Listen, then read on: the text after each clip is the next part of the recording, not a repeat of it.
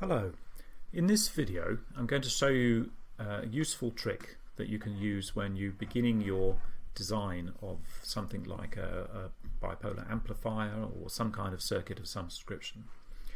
Usually in those circuits you're going to be using some transistor devices, and it's always a good idea to look at the fundamental transistor curves of that device, so that you can do the calculations about things like the resistors and capacitors that must be going on in that circuit.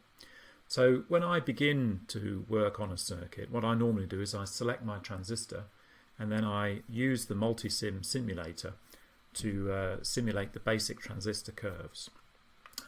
And to do that I use a very simple multi-sim circuit like the one I've got on the screen here. I've used a particular transistor here, which is a very popular bipolar type transistor, the 2N2222A, and I can access that just obviously through placing the component mechanism like I've done before. I can go to all groups, transistors, and then I'm looking for BJT NPN, and I can select the transistor from there, for example. I don't need to do that because I've already got it on the screen. And then if I want to generate the standard transistor curves, what I would do is then connect it in like here, where I've got a power supply over here, so I've got a nominal voltage supply over there.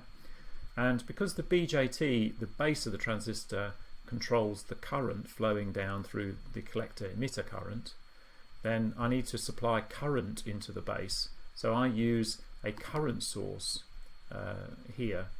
And my current source, I can change its value and so on, and that will give me the transistor curves. Now there's an automatic way to generate the curves, and that's through using a DC sweep analysis. So remember, that button brings you up the different kinds of simulations that you can run, and if you go to the DC sweep you can set two variables in the simulation. The first is the voltage source. So I simulate that going up to about 20 volts. So that's going to be the collector emitter voltage, VCE. And I'll generally start that not quite at zero, a little bit above zero. And I have a fairly small increment so that I can generate a nice smooth transistor curve. And then the second source is that base current, my current source, I1. So on source 2 I select I1, so I1. And I'm going to put some base current in, and for most transistors a few microamps is enough to get it started. So I'm going to start at 5 microamps, 5e to the minus 6. I'm going to stop it at 20 microamps, so that's 2e to the minus 5, and I'm going to use an increment of 5e to the 6. Now I've just guessed these values, but generally speaking those are the kind of things that you want to use. And if I click save, then I can run the simulation, and the grapher tool will generate now the transistor curves. And these are the curves that we see in the lecture notes or in the data sheet, for example. So on the bottom here, that's the VCE value, and here I can see the different curves as the base current is increased from 5 microamps, 10 microamps, 15 microamps, and 20 microamps. And you can see that the current increases from the collector current here, so it goes up to about 4 milliamps and so on. So this is a very useful function, and if I want to generate more curves, for example, then I can increase the end point. Maybe I'll increase that to 30, for example, and that will then, I save that, I can run it again, and I'm now getting more curves here showing the transistor performance. You can see here that these lines are not 100% flat. So if you remember from the lecture notes, that's connected to the concept of the early voltage. So you can see that I have got that effect, the early effect in this transistor, which is interesting. The other thing I can do with this tool is that I can export this data set to an Excel spreadsheet by clicking this button up here, Export to Excel.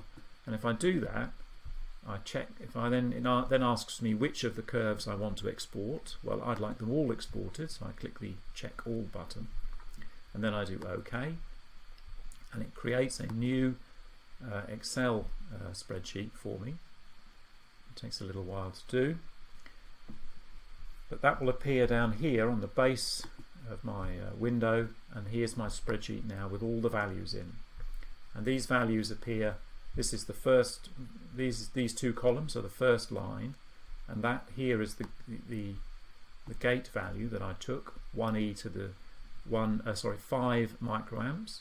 The next one will be 10 microamps, and so on. So I can have all of my transistor curves saved in this Excel spreadsheet, and then I can plot them up as graphs and do calculations on them for my biasing so that I can select my resistors and so on.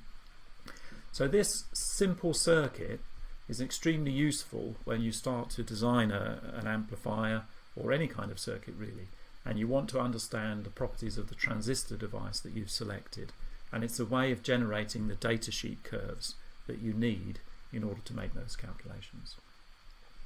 So again, it shows you the power of the multi-sim simulator. You can get very fundamental things about the transistor devices from the simulator just by thinking about creating the kind of conditions that would generate the datasheet curves. I find this trick very useful. I hope you will as well, and you can use it to design all sorts of different circuits as you develop your understanding of analog electronics.